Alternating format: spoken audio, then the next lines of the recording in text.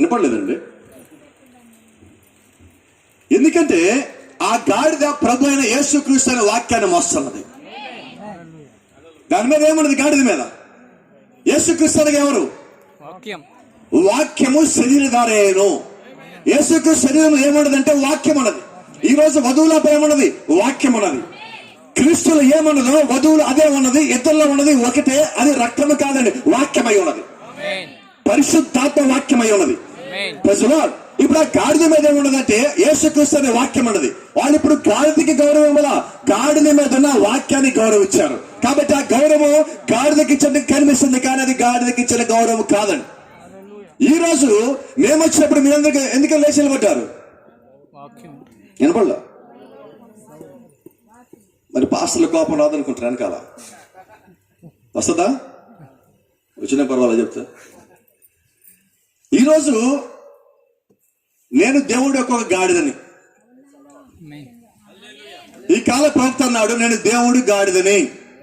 మరి ఇప్పుడు మేమెవరు? మీరు మమ్మల్ని ఏమని పిలవచ్చు? జాగ్రత్త, పాస్టర్ అవకాశం ఇచ్చారు కదా అనొచ్చు అంటారు అనుకున్నాం. Thank you brother. దేవుడు పరిచయ నిమిత్తం వాడబడుతున్న గాడిద కాబట్టి మీరు ఆ గాడిద గౌరవించాలా. అయితే మీరు ఆ గాడిదని గౌరవించినప్పుడు మీరు దేవుడిని గౌరవిస్తున్నారు. ఆమేన్. ఈ రోజు దేవుని యొక్క వాక్యం మోసుకొచ్చారు కాబట్టి మీ దగ్గర నుంచి మాకు గౌరవం. ఇది లేకపోతే ఎటువంటి గౌరవం ఉండదు. ఆమేన్. కాబట్టి మేము మీ దగ్గర నుంచి గౌరవం పొందుకున్నప్పుడు మాకు ఒక జ్ఞానం ఉండాలి. ఏ జ్ఞానం అంటే ఈ గౌరవం నాకు కాదు, ఎవరికి? ప్రభు అయిన యేసుక్రీస్తు వాక్యం తెచ్చాను కాబట్టి నాకు గౌరవం. కాబట్టి ఆ వాక్యము నా మీద ఎంతకాలం ఉంటే నాకు అంతకాలం గౌరవం ఉంటుంది. ఆ దిగిపోయిందా నా గౌరవం ఉంటుంది. కాబట్టి ఆ వాక్యం ఇచ్చింది ఆయనే, ప్రత్యక్ష ఇచ్చింది ఆయనే. ఈ గౌరవము నాకు ఇమ్మని చెప్పి ప్రేరేపించదు కూడా ఆయనే. Praise the Lord. దేవుని నామానికి మహిమ ఘనత ప్రభావం కలుగును గాక. ఇంకో మాట చెప్పండి. ఈ కాల ప్రవక్త అంటున్నాడు, దేవుడు ఏదైనా ఒక పని చేయబోయే ముందు సమస్త, లేదా ప్రభు యేసుక్రీస్తు ఒక పని చేయబోయే ముందు సమస్తాన్ని ఆయన ముందుగానే చూస్తాడు. చూసిన తర్వాత ఆయన కార్యం చేస్తాడు. ఆ బేత్లెహేముకి వెళ్ళటానికన్నా ముందుగా ప్రభు యేసుక్రీస్తు తన దగ్గర ఉన్న యోహాను పేతురుతో ఒక మాట్లాడుతున్నారు. మీ ఎదురుగా గ్రామానికి వెళ్ళండి, బేత్లెహేముకి పోండి. ఆడికి వెళ్ళినప్పుడు అక్కడ ఒక గాడిద కట్టేయబడి ఉంటుంది, దాని పక్కన పిల్ల కూడా ఉంటుంది, దాన్ని విప్పండి. ఎవడైనా ఆపితే ఈ ప్రభు కావాలని చెప్పండి, అప్పుడు వాడు పంపిస్తాడు. ఇదంతా ఆయన ముందుగానే చూస్తున్నాడు. ప్రవక్త అదంతా ఒక దర్శనం. ఆయన అక్కడ కూర్చున్నప్పుడు ఆయనకు వచ్చిన దర్శనాన్ని వాళ్ళకి చెప్పి పంపించాడు. అంటే ఈ రోజు ఆ గాడిద దేవుడు యొక్క దర్శనంలో దేవుడు ముందుగా చూసినప్పుడే ఆయన దాన్ని పిలుచుకున్నాడు. అలాగే ఈ దినము అంత్యకాలంలో ప్రతి ఒక్క సేవకుడిని ఈ కాల ప్రవక్త అంటాడు, తల్లి గర్భంలో నీ ఉండగానే దేవుడిని అభిషేకించాడు. ఈ అభిషేకం నిన్న మొన్న వచ్చింది కాదండి. నువ్వు బాప్తిజం పొందాకో సంఘంలో నీ పరిసర చూసో వచ్చింది కాదు. నీ తల్లి గర్భంలో ఉండగానే దేవుడు ఒక అభిషేకం ఇచ్చున్నాడు. ఎందుకంటే వచ్చింది దేవుడు దర్శనంలో నుంచి. దేవుడి సేవకు వచ్చే ప్రతి ఒక్కడు కూడా ఆయన దర్శనంలో ముందుగా చూసి వాళ్ళని పిలుచుకున్నాడు. అందుకనే మనం వాళ్ళు గౌరవిస్తున్నాం. అమలు చెప్పట్లేదు. గౌరవిస్తారా మీరు? దేవుని నామానికి మహిమ గంట ప్రభావం కలుగును గాక. ఈ రోజు దేవుడు స్వస్థపరచాలంటేనే ఒకటి ముందుగా చూడాలి. మరి ఆయన పరిచయ నిమిత్తం దేవుడు ఖచ్చితంగా వాళ్ళని చూడాలి. నిజమేనా? హల్లెలూయా. దేవుని నామానికి మహిమ గంట ప్రభావం కలుగును గాక. అయితే నాకు చెప్తామంటే పాత నిబంధనలో ఒక సంఘటన జ్ఞాపకం వస్తుంది. మిమ్మల్ని కొద్దిసేపు అక్కడికి వెళ్ళి మళ్ళీ గాడి దగ్గరికి మనం వద్దాం. ఒక గాడిద పుట్టినప్పుడు దాని కాడు సరిగ్గా వెళ్ళవు, చచ్చుబడిపోయినట్టుగా ఉన్నాయి. కొద్ది కాలంగా గాడి పెరిగి పెద్దదయ్యింది, యవ్వన ప్రాయానికి వచ్చింది. ఆ గాడిద ఇంట్లో వాళ్ళకి ఎవరికి ఉపయోగపడాల. తల్లిదండ్రులకి దానివల్ల ఉపయోగం లేదు, అన్నదమ్ములకు ఉపయోగం లేదు, యజమానికి ఉపయోగం లేదు. ప్రతి వాళ్ళకి వాళ్ళ ఇంట్లో, మిమ్మల్ని అడిగితే మీరు చెప్పండి సమాధానాలు. ఆ ఇంట్లో ఆ గాడిద పేరేంటి? వినపడలేదా? గాడిద పేర్లు ఉంటాయా? వాళ్ళ అమ్మ పేరేంటి? నాన్న పేరేంటి? అక్క పేరేంటి? తమ్ముడి పేరేంటి? అన్న పేరేంటి? చెల్లి పేరేంటి? గాడిద. ఒకరోజు ఆ గాడిద బయటకు వచ్చినప్పుడు ఆ ఇంటి ముందు నుంచి ఎవరు వెళ్తా వాళ్ళ కొడుకుని వాళ్ళ నాన్న అంటున్నాడు గాడిద అన్నాడు. ఆ గాడిద ఫీల్ అయ్యింది, ఇంట్లోకి వచ్చింది. అమ్మ, మనం ఏం తప్పు చేస్తావా అని ఈ మనుషులు ప్రతిరోజు అబద్ధాలు చెప్తారు, తప్పులు చేస్తారు, వీళ్ళు మళ్ళీ గాడిదని మన పేరు తిడుతున్నారేంటి? నాకు అవమానంగా ఉంది, నాకు ఈ పేరు నచ్చలా, నా పేరు మార్చు. వాళ్ళమ్మ అన్నది, నేను కాదు మీ నాన్న ఈ పేరు పెట్టిన పోయి మీ నాన్న అడిగిపో. ఈ మాటలను గుర్తుపెట్టుకోండి, నేను చెప్పే మాటలన్నీ ఇప్పుడు. వాళ్ళ నాన్న అడిగాడు, నాన్న నాకు ఈ పేరు నచ్చిన పేరు మార్చు. వాళ్ళ నాన్న అన్నాడు, నేను పెట్టలే పేరు, ఆదాం పెట్టాడు, పోయి ఆదాంని అడిగిపో. ఎంతమందికి అర్థమవుతుంది? ఎందుకంటే దేవుడు ఆదికాండం 2వ అధ్యాయంలో ప్రతి ఒక్క జంతువుని పిలిచి ఆదాము అక్కడ కూర్చోబెట్టి ప్రతి జంతువుకి ఆదాము చేత పేర్లు పెట్టించాడు. అక్కడ ఆయన దానికి డాంకీ అని పేరు పెట్టాడు, మన భాష మాట్లాడితే గాడిదని పేరు పెట్టాడు. ఇప్పుడు ఆ పేరు మార్చాలంటే ఎవరు రావాలా? వస్తాడా? ఆదాముతో పెట్టించింది ఎవరు? దేవుడు. కాబట్టి ఈ గాడిద ఎవరి గాడిద ఏమందంటే, డాడీ నేను ఎలాగైనా దేవుడితో మాట్లాడాలా, నాకు ఈ పేరు ఎందుకు పెట్టి, నాకు పేరు నచ్చాలా, పేరు మార్చని అడగాల. ఈరోజు మన వర్తమాన పేరు అది, ఐ వాంట్ ఎ నేమ్. నాకు ఒక పేరు కావాలి. మన పేర్లేంటి? ఏవో పెట్టుకున్నాం మనం.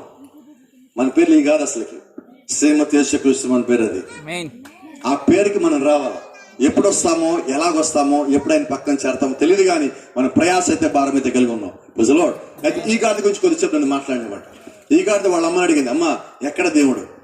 వాళ్ళ అమ్మని ఎదురుగా పెద్ద కొండ ఉంది, దీని కాళ్ళు సరిగా ఉండవు. అందుకని ఏం చేస్తారంటే ఆ కొండపై 2 బండలు ఇలా పెట్టి ఉన్నాయి, ఆ బండల మధ్య దేవుడు నడుపుకోండి.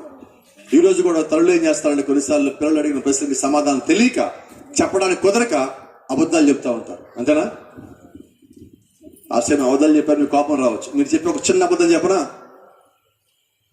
అమ్మా పిల్లలు ఎత్తుకున్నారు కదా మీరు, సాయంకాలం పూట పిల్లోడు అన్నం తింటల్లా ఏం చేస్తారు?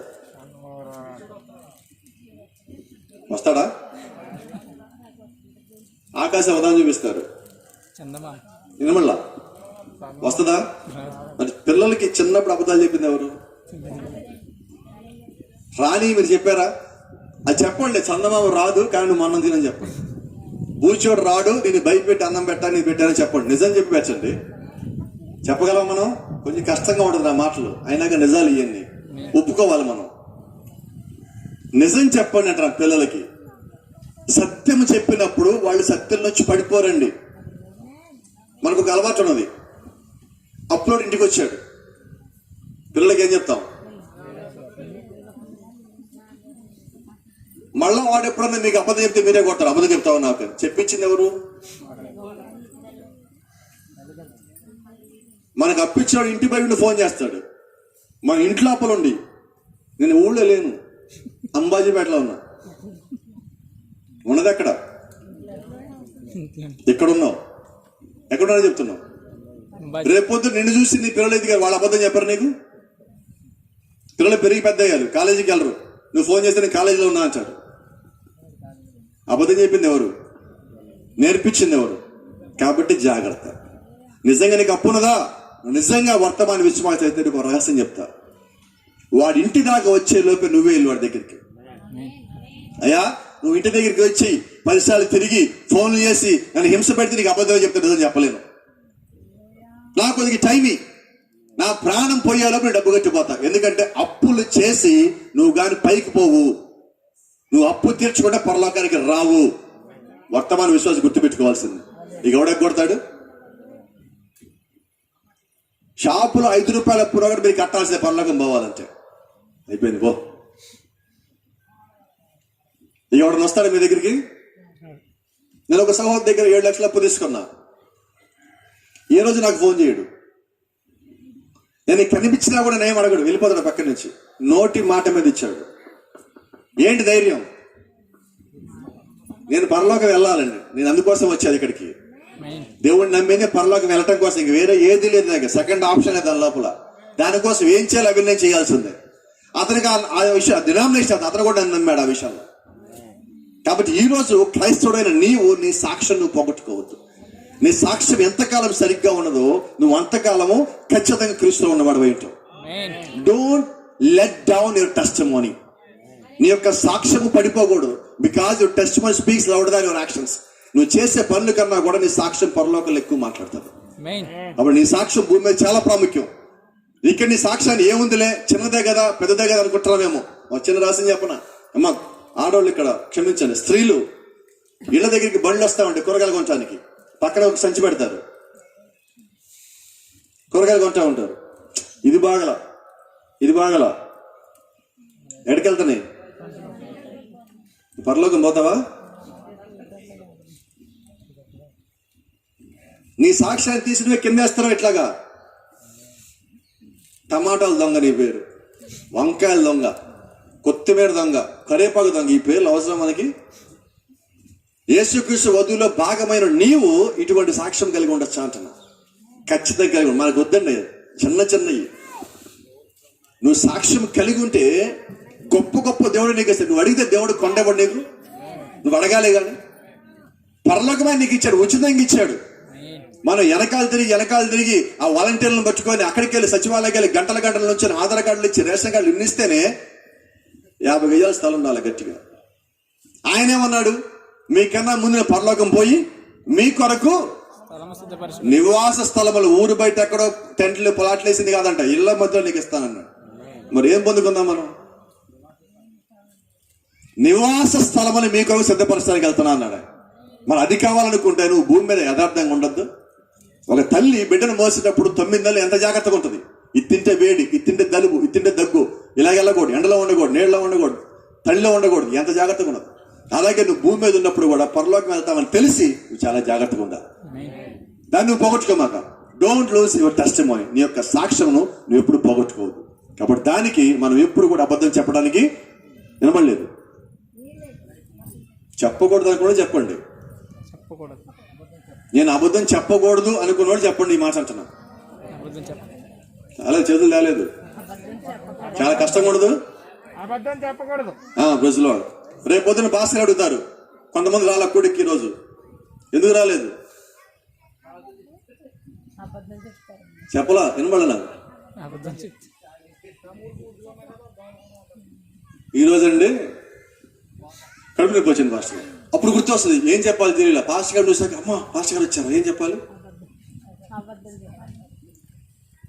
నువ్వు అబద్ధం కాదు, నువ్వేం చెప్పకపోయి నీ ముఖం చూడగానే దేవుడు ప్రతి కాపురికి ఒక వరం ఇచ్చాడు. ఆ వరం పేరు వివేచన. నీ ముఖం చూడగానే తెరిచిన పుస్తకాలు మొత్తం తెలిసి ఇటు చెప్పేది అబద్ధం రాసి ఉంటుంది అక్కడ. అయిపోయింది పో. నిజం మన నోటి నుంచి రాదు కదా. ఇంకొక దొంగ బ్యాచ్ ఉన్నది, క్షమించండి, పర్వాలేదు కదా. నువ్వు కోపడ్డా కూడా చెప్తాను. నేను కుడికి రాలేదండి, రాలేదు పాస్టర్ గారు, రాలేదని కదా అడిగింది నేను. అంటే నేను రాళ్ళ లోపలికి, అబద్ధం కూడా రాళ్ళ లోపలికి. ఇక స్త్రీలు ఉన్నారు, వీళ్ళకి రావటం ఇష్టం లేదు, అంతమించి వేరే ఏమీ లేదు. ఎందుకు రాలేదు? చుట్టాలు వచ్చారు. నిజమైన వర్తమాన విశ్వాసం అయితే, ప్రభువైన యేసుక్రీస్తు బాప్తిజం పొంది పాద పరిచయం చేసే విశ్వాసం అయితే, నీ ఇంటికి చుట్టాలు వస్తే వాళ్ళ కూడా తెస్తావు సంఘానికి. నిజమైన వాడివైతే. వర్తమానం మళ్ళీ నామకర్త వాళ్ళు ఉన్నారండి, వాళ్ళు మనకు వాళ్ళ ప్రవక్త ఫోటో మాత్రం చాలు, మా భాస్కర్ ఫలానా చాలు, ఇంట్లో క్యాలెండర్ చాలు, అయిపోయింది వర్తమానం. అది వర్తమానం కాదు, ఉత్తమానం. అది వాళ్ళు క్రీస్తులో లేని వాళ్ళు ధరించుకున్నారు, అంతే, అతికించుకున్నారు. యాప చెట్టుకి మామిడికాయలు కట్టారు, కట్టుకోండి, ఇంకా ఎంతకాలం మొలుస్తాయి. వర్తమానం కాయలు కట్టుకున్నారు, వస్తాయి వాళ్ళ లోపల నుంచి? రాలేదండి. కారణం ఏంటంటే వాళ్ళు పూర్తిగా దేవుడిని ఇంకా నమ్మలా. దేవుడు అవకాశం ఇచ్చినప్పుడు వాళ్ళు దాన్ని నమ్మాలి. కాబట్టి అబద్ధం అనేది మన దగ్గర రానియద్దు. ప్రజలో ఇప్పుడు ఆ తల్లి ఆ గాడిదకి ఏం చెప్పింది తెలుసా? వాస్తవంగా అబద్ధం చెప్పింది. మరి ఆ ఎవరి గాడిద ఏమనుకుందంటే, అమ్మ చెప్పింది నిజమే కదా అనుకుంది. ఒక నిర్ణయం తీసుకుంది, దేవుడు నన్ను ఎందుకని ఎవరికి పనికి రాకుండా పుట్టించాడు, దేవుడు నాకు ఎందుకని పేరు పెట్టలా, నేను ఎవరికైనా ఉపయోగపడాలి, ఉపయోగం లేని జీవితం దేవుడు నాకు ఎందుకు ఇచ్చాడు? ఈ 2 ప్రశ్నలు దేవుడు అడుగుదాం అనుకుంది. ఒకటి, నాకు పేరు, ఈ పేరు ఇవ్వలా, నాకు ఒక పేరు కావాలి ప్రభు. రెండోది, నా వల్ల ఎవరికి ఉపయోగం లేదు, ఉపయోగం లేకుండా ఎందుకు పుట్టించా ప్రభు? ఈ 2 ప్రశ్నల కోసం గాడి నిర్ణయం తీసుకున్నది. ఒకరోజు తింటాం మానేస్తుంది, 2 రోజు తింటాం మానేస్తుంది, 3 రోజు తింటాం మానేస్తుంది. ఎలాగైనా కొండ మీదకి పోయి దేవుడు అక్కడ, దేవుడు కలుసుకోవాలి, దేవుడితో మాట్లాడాలా, నిర్ణయం ఏంటి తెలుసుకోవాలా. అసలు ఉదయం కాలం నిర్ణయం తీసుకున్నది. ఇలా ఉంటే కాదు, అక్కడికి ఎక్కిపోవటమే. ఉదయం ఇంట్లో వాళ్ళందరూ పనుల మీద బయటికి వెళ్ళగానే ఈ గాడిని ఇంట్లో ఉంచి దాని ముందు గడ్డి పెట్టగానే అది గడ్డిని వదిలిపెట్టింది, ఇంటిని వదిలిపెట్టింది, నేరుగా బయలుదేరింది. కొండ మీదకి పోయి దేవుడిని కలుసుకుందాం. కడతా లేస్తా, పడతా లేస్తా, కాళ్ళు సరిగ్గా ఉండవు, గుర్తుపెట్టుకున్నమాట. ఎలాగైనా కనిపోవాలి. ఇంతలో ఊర్లోకి ఎక్కడి నుంచి వచ్చి నక్కలు గుంపులు వచ్చినాయి. ఊళ్ళో ఉన్న పొలాల మొత్తం కాల్చేస్తున్నాయి. ఈ గాడిదకి 2వ ఆలోచన వచ్చింది. ఆ కొండ మీదకి పోయే బదులు ఈ మంటల్లో పడిగా చనిపోతే త్వరగా దేవుడి దగ్గరికి పోతాను కదా, అప్పుడు దేవుడిని కలుసుకోవచ్చు కదా, అప్పుడు దేవుడిని అడుగుదాం అనుకున్నది. సార్ నిర్ణయం తీసుకున్నది, మన ఇష్టం కదా, ఇంట్లోంచి బయటకు వచ్చే నిర్ణయాలు అలాగే ఉంటాయి. వర్తమానం నుంచి బయటకు వచ్చే నిర్ణయాలు కూడా అలాగే ఉంటాయి. నువ్వు దేవుడి హస్తం నుంచి కింద నుంచి బయటకు రాగానే ఆలోచనలు అలాగే ఉంటాయి. అయితే ఈ గాడిద బయటకు వచ్చి ఆ పొలంలో తగలబడతాడు, దాని లోపలికి పోయింది. గట్టిగా గాలి పీల్చుకుంది. ప్రభా నేను వచ్చేసిన దగ్గరికి గట్టి గాలి పీల్చి ఎగిరే లోపు ఆ పొలం యజమాని వచ్చి ఈ గాడిద 2 కాళ్ళు పెట్టుకుని ఇసి పక్కన పడేసాడు. అనుకుంటుంది, నా తల్లిదండ్రులకు ఉపయోగం లేదు, ఫ్రెండ్స్తో ఆడుకోలేను, నా వల్ల ఎవరికి ఉపయోగం లేదు, యజమానికి ఉపయోగం లేదు, లాస్ట్కి చనిపోవడానికి కూడా నాకు అవకాశం లేదా అని అనుకోండి. లేదు, ఫస్ట్ ఆలోచన రైట్, కొండ మీదకి పోవడమే రైట్, చచ్చిపోవడం కరెక్ట్ కాదు. నిజమండి. నువ్వు ఆత్మహత్య చేసుకుంటే పరలోకానికి పో, పాతాళానికి పోతావు. జాగ్రత్త. దేవుడు ఈ ఆత్మ ఇచ్చింది ఆయనకి అప్పగించడానికి. అపవాది చెప్పిన మాటలకి లోబడి నువ్వు ఆత్మహత్య చేసుకున్నావా, నీ ఆత్మ పాతాళానికి పోతుంది. నువ్వు ఎంత భక్తి చేశావు పరలోకానికి రావు. కాబట్టి ఎవరైనా కానీ మన కోపాలు వస్తే, భర్తల మీద కోపాలు వస్తే ఏమంటాం? వల్ల అనలేదా ఎవరు నన్ను అలా చూస్తున్నారు అమాయకంగా? నేను చస్తే కానీ ఎక్కడికి పోతా? చస్తే నేను చస్తానన్నావా, ఆల్రెడీ వాడిని చుట్టూ తిరుగుతున్నాడు అని అర్థం. జాగ్రత్త. నీ ఇంట్లో టెంట్ వేసుకొని కూర్చున్నాడు ఆల్రెడీ వాడు వచ్చి. నీ నోట్లోంచి ఆ మాట రానిది, చస్తాననే మాట నీ దగ్గరికి రాకూడదు. వచ్చాడు వాడు వదిలిపోడు. నేను ఒక సహోదరి పోయిన 2 వారాల క్రితం అతడు మాట్లాడిన జ్ఞాపకం ఉన్నది. నా భర్తతో గొడవ పడ్డాను భాష గారు. నా భర్త మాటికి ఏదో ఒకటి అంటున్నాడు, తాగి వస్తున్నాడు, కొడుతున్నాడు. నేను ఇసిగిపోయి నేను చచ్చిపోతానని చెప్పి అన్నానంటే ఆమెను హెచ్చరించి, అమ్మ మాట అని మాకు నీ నోట్లో వచ్చి ఎప్పుడు కూడా. నిన్న సోమవారం రాత్రి 2 గంటలకి ఈమెలోంచి ఆ ప్రభావం వెళ్ళిపోయింది. కానీ భర్తలో ఉండి 2 గంటలకి రోకల బండి తీసుకుని ఆమెను కొడితే ఆమె చనిపోయింది. 2 గంటలకి మిడ్ నైట్లో పిల్లలు ఆమె భర్తను బయటకు నెట్టేశారు. ఆమె తీసుకుని హాస్పిటల్కి వెళ్ళేలోపు నోట్లోంచి మాట్లాడట్ల, ముక్కులోంచి ఇక్కడి లోపల చిన్న చితికిపోయి. ఇందాక నేను బయటకు వస్తున్నప్పుడు నాకు మెసేజ్ వచ్చింది, అది పేపర్లో కూడా న్యూస్ వచ్చింది, ఇప్పుడే పంపించాను నాకు అక్కడ బిలీవర్స్. కాబట్టి జాగ్రత్త, మీ నోట్లోంచి ఆ మాటలు రానియకండి. అతను అరెస్ట్ చేశారు. ఇప్పుడు పిల్లలు ఇద్దరు ఇంటర్మీడియట్ పాలిటెక్నిక్ చదువుతూ ఉన్నారు. ఇద్దరు చిన్న పిల్లలు, ఆడపిల్లలు మగ పిల్లలు, మంచి తెలివి గల పిల్లలు. తల్లి లేక తండ్రి లేక ఎలాగైపోయారు ఇప్పుడు. కాబట్టి మీ తొందరపడనే మాటలకి సాతాను ప్రేరేపించబడి అక్కడే ఉంటాడు. జాగ్రత్త. యవ్వనస్తులు మీరందరూ ఇంట్లో వృద్ధులు కూడా మాట్లాడుతుంటారు, ఇక ఎంతకాలం పోతాలే, నేను చస్తగానే పోతా ఉంటారు. ఆ మాట రాని మాట్లాడు. అటువంటి వాతావరణం వీళ్ళల్లో ఉండొద్దు. వర్తమాన విశ్వాసాలలో అసలు ఆ వాతావరణం రానియకండి. నిజంగా మీరు దేవుని పిల్లలైతే మీ నోట్లో నుంచి నేను పరలోకానికి పోతా, దేవుని పిలిచేదాకా నేను ఉంటా అనే మాటలు రావాలి. అలాగే మన యొక్క జీవితాలు మనం కట్టాలా. మీ నోట్లో నుంచి చెడ్డ మాట కానీ చెడు తలంపే కానీ రావటానికి కూడా వీల్లేదు నిజమైన దేవుని బిడ్డలైతే. ప్రజలో అయితే ఈ గాడిద కూడా ఆత్మహత్య చేసుకోవాలి నిర్ణయం తీసుకుంటే దేవుడు గాడిదని కూడా ఆత్మహత్య చేసుకుని లేదండి. ప్రజలో ఇప్పుడు ఆ గాడిద చేసింది కొండ మీద బిగిలేండి. మొదటి రోజు, 2వ రోజు అది నడుస్తూ ఉంటే పైన ఒక చిన్న మేఘం చూస్తుంది. మేఘం అనుకుంటుంది, అరే ఇంత చిన్న గాడిద పిల్ల ఇంత ఎండలో వస్తుందని. ఈ గాడిద వెళ్తున్న కొద్దీ ఆ మేఘం దానికి కాపలాగా వస్తా ఉన్నాడు. ప్రజలో అలాగే ఈ రోజు నీవు నేను కూడా ఒంటరిగా ఏ సహాయం లేకుండా బయట వెళ్తా ఉంటే దేవుడు యొక్క దూతులు మనతో పాటు కాపలా వస్తా ఉంటారు. నమ్మగలవా? ప్రజలో నేను ఇప్పుడు ఒక మాట చెప్తా ఉంటాను. నేను మొట్టమొదటిసారిగా 2016లో ఉగాండా దేశం వెళ్ళిన. ఫ్లైట్ ఎక్కడ అదే ఫస్ట్ టైం. ఫ్లైట్ ఇలా పైకి లేవగానే బాడీ అంతా ఇలా వెనక్కి వెళ్ళాను. ఒక్కసారిగా అది 200-300 కిలోమీటర్ల వేగంతో వెళ్తుంది. మనం 50 కిలోమీటర్ స్పీడ్తో బైక్ వెళ్తేనే స్లోగా పోనీ అంటూ ఉంటాం. 300, 400, 1000 కిలోమీటర్లు పోతుంది బైక్ వెళ్ళేటప్పటికి. గుండెలు మొత్తం వెనక్కి లాగినట్టు ఉంటుంది. అనుకున్నా, ప్రభువా ఇదే లాస్ట్ అనుకుంటా. అదేగా ఫస్ట్ ఫ్లైట్. పైకి ఎంతగా అలాగండి కొద్దిగా లాగానే ఓకే బాగానే ఉండదు. అప్పుడు ఏమనుకోండి తెలుసా, ప్రభువా నాతో పాటు ఉన్నావా? ఒక నమ్మకం. భూమి మీద ఆయన మనకు తోడుగా ఉంటాడు. నేనైతే నమ్ముతా. మీరు నమ్ముతారా? బైబిల్ ఏం చెప్పిందంటే ఆయన సముద్రంలోకి వెళ్ళిన యోనా కూడా తోడుగా ఉన్నాడు. నీళ్ళలో అడికి ఆయన ఉంటాడు. ఈ 2 చోట్ల ఉన్న దేవుడు ఆయన ఉండే స్థలమే ఆకాశం. ఖచ్చితంగా ఆయన పైన ఉంటాడు. కాబట్టి ఎక్కడున్నా కూడా దేవుడిని వదిలిపెట్టట్లేదు. ఏ లోకంలో ఉన్నా, ఏ కాలంలో ఉన్నా, ఏ సంఘంలో ఉన్నా ఆయన యొక్క బిడ్డ పోయినప్పుడు ఆయన నిన్ను వదిలిపెట్టడు. ఆమె చెప్పట్లేదు ఎందుకనో. ఆయన వదిలిపెట్టే దేవుడు కాదు. కాబట్టి ఆ గాడిదని కూడా ఆయన చూసి ఒక చిన్న మేఘం పంపిస్తే ఆ మేఘం గాడితో పాటు వస్తున్నది. కొద్ది రోజులు అయినది, 3 రోజులు, 4 రోజులు, 5 రోజులు ఆ గాడిద నిజమైన ఉపవాసం చేస్తా ఉన్నది. ఆమేన్. మన ఉపవాసాలు ఎలాగ ఉంటాయి? మళ్ళా ఇది చెప్పినట్టున్నారు. మన ఉపవాసాలు టైమింగ్లు ఉంటాయి. ఒకవేళ పాస్టర్ ఉపవాసం అనౌన్స్ చేసి 2 గంటల దాకా ఉపవాసం ఉన్నారు, 2 గంటల 5 నిమిషాలు ప్రసంగం అయిపోలా, ఎలా ఉంటుంది మన ముఖం?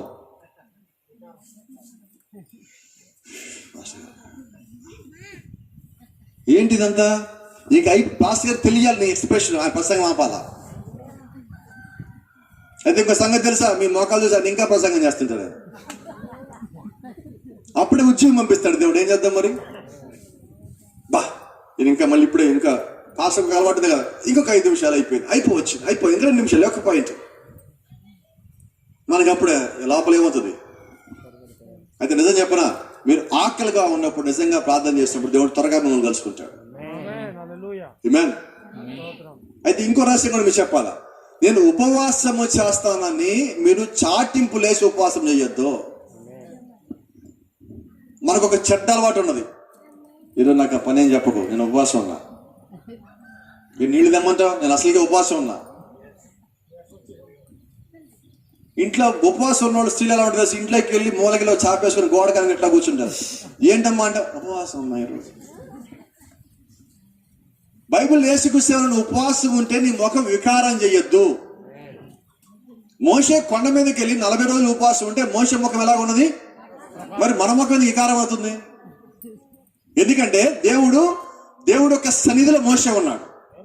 నువ్వు నిజంగా ఉపవాసం ఉంటే దేవుడు నీ పక్కనే ఉండాలి, నీతో పాటు ఉండాలా. ఇంకా నువ్వు సంతోషం, ఇంకా ఉత్సాహం ఉండాలి ఉపవాసం ఉంటే. నువ్వు ఉపవాసం ఉండి ప్రార్థన చేస్తే బైబిల్ అంటుంది దేవుడు నీ మొర వినేత దూరంలో ఉన్నాడు. మనదే సత్యమైతే నువ్వు ఉపవాసం ఉంటే ఎలాగ ఉండాలా చెప్పనా? అసలు నువ్వు ఉపవాసం ఉంటే ఎవరికి తెలియదు. ఈ రోజుకి నేను ఏ రోజు ఉపవాసం ఉంటాను మా ఇంట్లో తెలియదు. ఈ రోజుకి చెప్పాలి నేను ఉపవాసం ఉన్నానని. సరే, మన ఉపవాసం ఎలాగ ఉంటాయి? 2ంటికి అయిపోద్దమ్మా ప్రార్థన, ఉపవాస ప్రార్థన. అప్పుడు వచ్చి వండుకొని తినాలంటే 3 అయిపోద్ది. కాబట్టి ఇంటికి రాగానే తినాలంటే ముందే వండుకొని వెళ్ళిపోవాలి. ఏమన్నా ఉపవాసం అంటారా దీన్ని? నీకు దేని మీద శ్రద్ధ? నువ్వు నిజంగా 2 గంటలు మధ్యాహ్నం 2 గంటల దాకా ఉపవాస ప్రార్థనలో నీకు ఆకలి ఉంటుందా? వినబడదు నాకు. నీ శ్రద్ధ దేని మీద ఉండాలా? ఇంకో సమస్య చెప్పనండి, అపవాది ఎలా శోధిస్తో కూడా చెప్పనండి. మీరు ఉపవాసం ఉన్నప్పుడే మన ఇంటి పక్కన ఇంటి వాళ్ళు బిర్యానీ వండుతారు. అబ్బా వీళ్ళు ఈ రోజే వండారు, అబ్బా ఇంకా మన కర్మ కాలేదు. వాళ్ళు ఏ రోజు మీకు ఇవ్వరు, ఆ రోజు ఇచ్చారు. నీ ముందు బేసి నిండా ఇచ్చారు, బేసి నిండా పెట్టారు నీ ముందు. ఏంటి పరిస్థితి?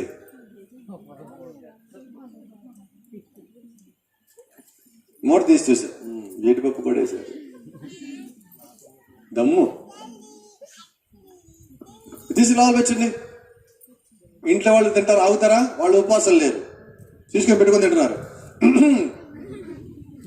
తీసి ఉంచండి ఒక ప్లేటు, ఆ ప్లేట్ మళ్ళీ ఇంట్లో ఉండి తినేస్తారా? నా పక్కనే ఉంచండి, నేను ఉపవాసం ఉన్నా, అయిపోయాక తింటాను. ఇది ఉపవాసం కానే కదా, మానేయండి. అసలు ఉపవాసం మానే, మళ్ళీ అలాంటి ఉపవాసం వద్దంటున్నా. నువ్వు ఉపవాసం చేస్తే ప్రభు అయిన యేసుక్రీస్తు ఆలోచన తప్ప నీకు ఉండకూడదు. నీ మోకాలు నేనకాలాలా, నీ ప్రార్థన దేవుడు చేరాలా. ఈ 2 తప్ప నీ దగ్గరికి ఇంకో రావడానికి వీల్లేదు. అది ఎంత గొప్పదైనా కానీ అది క్రీస్తు నిమిత్తం నువ్వు చేసే ప్రార్థన ముందు అది విలువైంది కానే కాదు, గొప్పది కానే కాదు. ఇప్పుడు కాకపోతే రేపు తినగలవు. నిజంగా నువ్వు దేవుడిని ప్రేమిస్తే అంతకన్నా గొప్ప ఆహారం నీ కొరకు పంపిస్తాడు. ఆయన వర్తమానం పంపించి అంతకన్నా గొప్పది కావాలా? మన్నా ఇస్తారు, అంతకన్నా గొప్పది కావాలా?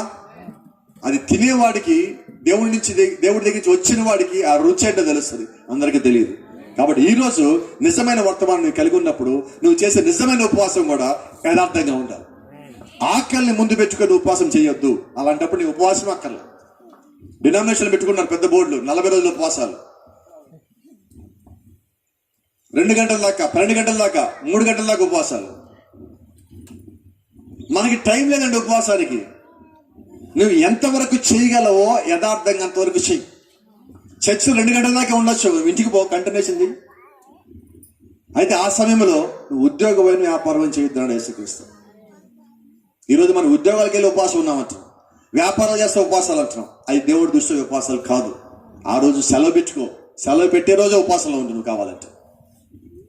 కరెక్ట్ అయిన మాట చెప్పనా? కష్టమైన మాట, కరెక్ట్ అయిన మాట. చేస్తారా? ఏమో చేతులు తేలేదనుకోండి, ఇళ్ళలో పెట్టి వచ్చారు, తెచ్చారు చేతులు. ఆదివారం చేయండి ఉపవాసం. ఏం భాష, ఏం మాట్లాడుతున్నారు? 6 రోజులు ఆగేది ఆదివారంకి వస్తాం మేము. అబ్రహాం తినద్దు ఆ రోజు. అబ్రహాం అంటే ఏంటి? పెద్ద ముక్క తినద్దు, ప్రాణం చచ్చిపోద్ది. మాస్టర్ గారు మనలాంటి వాళ్ళు అక్కడ ఉన్నది ఐగుప్తు నుంచి కనానికి వచ్చేటప్పుడు ఎంతకాలం మనదంటే 4 బిక్కిపోతుంది, మసాలా తగలటల్లా. ఏంటి జీవితం? అక్కడున్న బాగుండు అంటారు, మటన్ మొక్కకు అమ్ముడు పోయారు అక్కడ వాళ్ళు.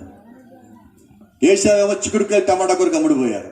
ఈ రోజు వర్తమానంలో ఉండి ఉపవాసానికి ఆగలేక ఒక గుప్పిడు భోజనం అమ్ముడు పోతున్నారు. వీళ్ళంతా నిజమైన వాడు కాదండి. నిజమైన వాడైతే క్రీస్తు కొరకు అన్ని త్యాగం చేస్తాడు. క్రీస్తు కొరకు అన్ని వదులుకొని ముందుకు వచ్చేవాడే ఉన్నాడు. ఆఫ్టర్ ఆల్ ఒక పూట భోజనం వదులుకోలే మన క్రీస్తు కొరకు. నిజమైన ఉపవాసం మీరు ఉండండి. ఆ గాడిద అక్కడ నిజమైన ఉపవాసం ఉంటుంది. ఎందుకని ఇంత చెప్పానంటే, నిజమైన ఉపవాసంలో ఉన్నప్పుడు దేవుడు నిన్ను కలుసుకుంటాడు. ఈ గాడిద యొక్క ఉద్దేశం ఏంటి? ఉపవాసం ఎందుకు ఉన్నది? అక్కడ దేవుడు ఉన్న మాట నిజమైతే నేను దేవుడిని కలుసుకోవాలా. కలుసుకునే దాకా నేను ఇలాగే ఉంటా. ప్రవక్త టోనీ ఒక యవనస్తుడు ఉన్నాడు. టోనీ అని ఒక పెళ్ళైన ఒక వ్యక్తి ఉన్నాడు. ఒకరోజు వేటకి వెళ్ళినప్పుడు దేవుడు అతనితో మాట్లాడాడు. అతను అంటాడు, పాస్టర్ గారు రేపు పొద్దున చర్చికి వస్తా, వచ్చి బలిపీఠం ముందు కూర్చొని ప్రార్థిస్తా. ఎంతసేపు ప్రార్థిస్తాను తెలుసా? దేవుడు నాతో మాట్లాడేదాకా నేను అక్కడే ఉంటా. ఈరోజు మన చర్చికి ఎలా వస్తున్నాం? దేవుడు నాతో మాట్లాడాలని వచ్చేవాడు కొద్ది మంది వేళ మీద లెక్క పెట్టచ్చు. నేను చర్చికి ఆదివారం వెళ్ళాలి, వెళ్ళకపోతే పాస్టర్ తిడతారు, ఇంటికి వస్తారు, అందరి ముందు అంటారు, పక్కన పెడతారు, చర్చికి పోలేదు అంటారు. ఎందుకు గోలా? చర్చికి వెళ్తే పోలా? ఇలాగ మనం వెళ్తాం చర్చిలకి. అలాగే నువ్వు చర్చికి రాకపోతేనే మేలు. ఎలా రావాలంటే, నువ్వు చర్చికి వాక్యము నాతో మాట్లాడుతుంది. అక్కడికి వెళ్తే నా జీవితం సరిచేస్తుంది. ప్రవక్త సంఘం అంటే ఏంటో తెలుసా? నిన్ను సరిచేయు స్థలమై ఉన్నది. దేవుడు అక్కడ నాతో మాట్లాడే స్థలమై ఉన్నది.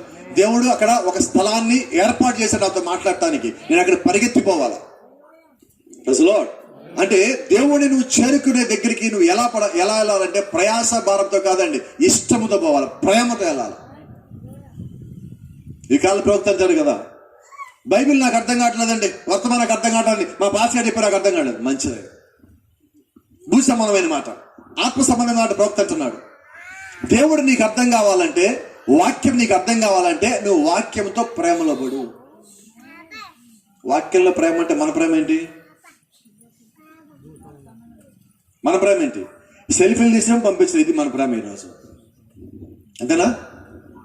అక్కడ వాక్యం ప్రేమలో పట్టమంటే నువ్వు వాక్యానికి లోబడటం. ఒక భార్య భర్తని ఎలాగ ప్రేమిస్తాడు? ఒక భర్త భార్యని ఎలాగ ప్రేమిస్తాడు? ఫోటోలు చూసుకుని ప్రేమించుకున్న వాళ్ళు. ఈమె ఇంట్లో ఉంటది, ఆయన ఎక్కడ బయట పనిలో ఉంటాడు. అక్కడున్న ఆయన మనసులో ఈమె ఉంటుంది. ఈమె ఇంట్లో ఏ పని చేస్తున్నా ఈ మనసులో ఆయనే ఉంటాడు. అలాగే నిజంగా నువ్వు దేవుని యొక్క వాక్యంలో ప్రేమలో ఉంటే నువ్వు ఏ పని చేస్తున్నా నీ లోపల యేసుక్రీస్తు వాక్యం ఉంటుంది. నువ్వు ఇంట్లో ఉండొచ్చు, వీధిలో ఉండొచ్చు, ఉద్యోగంలో ఉండొచ్చు, వ్యాపారంలో ఉండొచ్చు, అంట్లు కడుగుతా ఉండొచ్చు, బట్టలు ఉతుకుతా ఉండొచ్చు, ఇల్లు ఊడుస్తూ ఉండొచ్చు, వంట చేస్తూ ఉండొచ్చు. ఏం చేసినా నువ్వు యేసుక్రీస్తు భార్యవే. నీ లోపల ఆయన వాక్యం ఉండాల్సిందే. ఆ రీతిగా నువ్వు సిద్ధపడాలి పరలోకానికి వెళ్ళాలంటే. అంతేగాని సంఘానికి వెళ్ళి 1 గంట సేపు నేను ఉన్నాను, అక్కడ మంచి పాట పాడాను, అందరిని మెచ్చుకున్నారు అనుకొని ఇంటికి వచ్చావా? మనం పరలోకానికి వెళ్ళే వాళ్ళ లిస్టులో ఉండం. మన పేర్లు పరలోకానికి వెళ్ళే లిస్టులో పేర్లు వాళ్ళు ఎలాగుంటారో తెలుసా? చర్చి నుంచి బయటకు వచ్చిన దగ్గర నుంచి చర్చిలో దేవుడు ఏదైతే మాట్లాడాడో అదే తలుస్తాయి. ఇంటికి వెళ్తారు వాళ్ళు నిజమైన దేవుడి పిల్లలు. ఇంటికి వెళ్ళక ఏం చేస్తారు తెలుసా? బైబిల్ పక్కన పెట్టగానే సంఘంలో దేవుడు మాట్లాడిన మాటలు మళ్ళా జ్ఞాపకం చేసుకుంటారు. వాళ్ళు నిజమైన వర్తమాన విశ్వాసులు, బెరయా సంఘ విశ్వాసులు. వాళ్ళు వాక్యం విన్నాక, పౌలు శీల బోధించాక ఇంటికి వెళ్ళి మళ్ళా లేఖనాలు చూసి ఇది నిజమే, ఇది సత్యమే. అలాగే మీరు సంఘంలో వాక్యం విన్నాక ఇళ్ళకి వెళ్ళి మళ్ళా దాన్ని చెక్ చేసుకోవాలి, దాని నుంచి ప్రార్థన చేయాలి. దేవుడు నాకు దీని నుంచి మాట్లాడలే కదా. ఇంకో రకమైన విశ్వాసాలు సంఘంలో ఇక్కడే. ఒకవేళ పాస్టర్ గారిలో నుంచి దేవుడు మనతో మాట్లాడేదని గద్దిస్తే, పాస్టర్ గారిని టార్గెట్ చేశారు,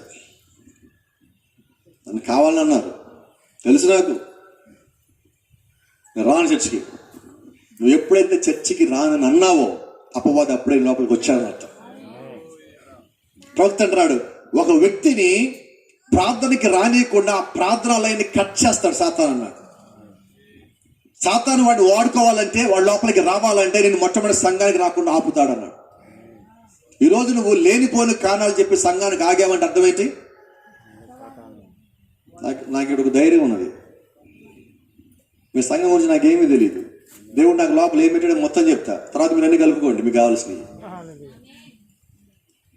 వంకలు సాకులు చెప్పి చర్చికి వచ్చేవాళ్ళు ఎవరైనా ఆగిపోయారా? నువ్వు సాతానికి లోబడ్డావా? పాస్టర్ గారు అన్నావా? ముందు ఏమని ప్రార్థన చేస్తున్నాం మనం?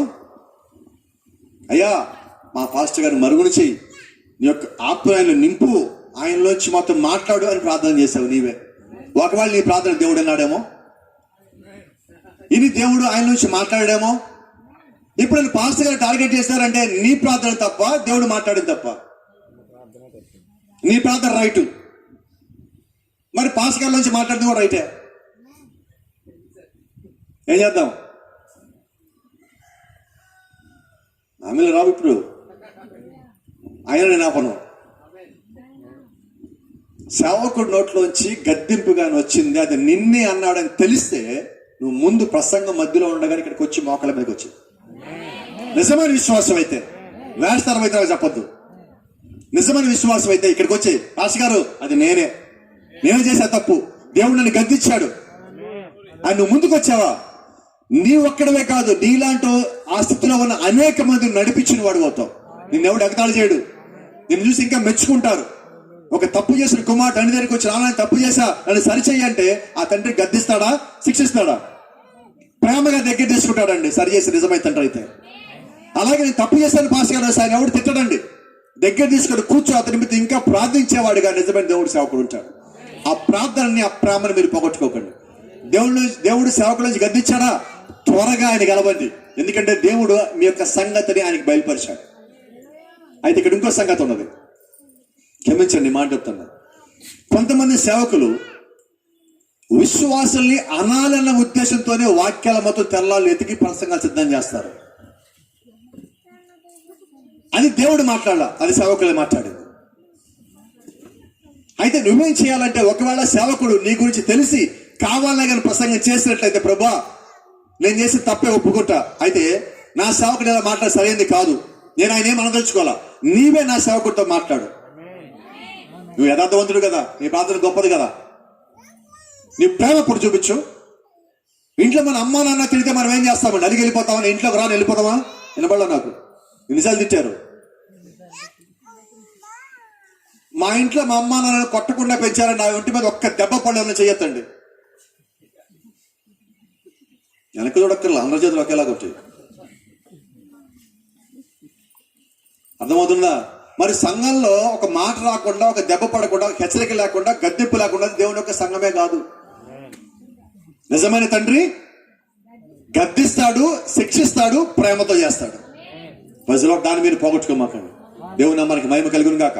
కాబట్టి ఈ దినము ప్రభు అయిన యేసుక్రీస్తు మనల్ని ప్రేమించున్నాడు. అదే దేవుడు అక్కడున్న గాడిదని కూడా ప్రేమించాడు.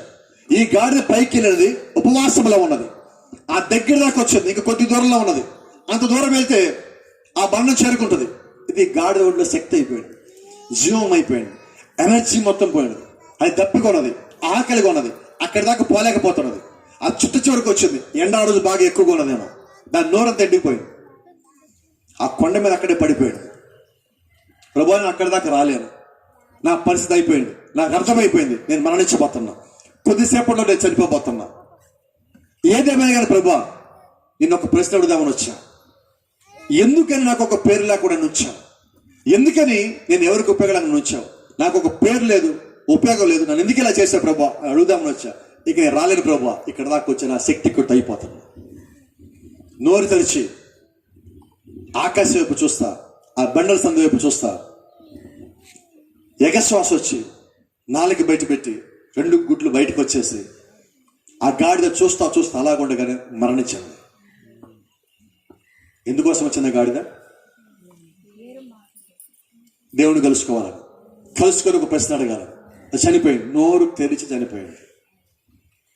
Thank you lord. ఈ మేఘము ఈ గాడిద దాటి అలా ముందుకెళ్ళి కొండపైకి వెళ్ళింది. ఈ గాడి చనిపోవటము 7 రోజులు ఆ గాడిద మీద మేఘం వెళ్తా ఉన్నది.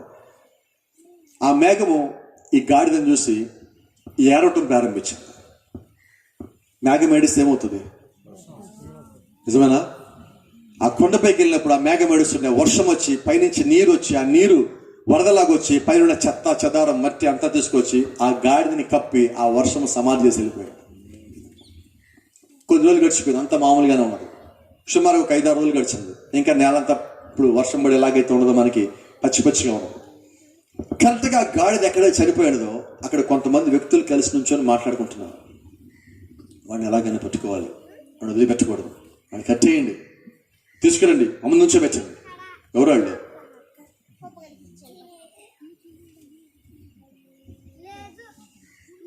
ఆ బండ సందులో ఒక వ్యక్తి ఉంటాడు. ఆ వ్యక్తి ఎంత అంటే కరెక్ట్గా 5 అడుగుల 6 అంగుళాలు ఉంటాడు. సన్నగా బక్క పలుసుగా ఉంటాడు. పుట్టిన దగ్గర నుంచి కాపు చేయించుకోవాలి.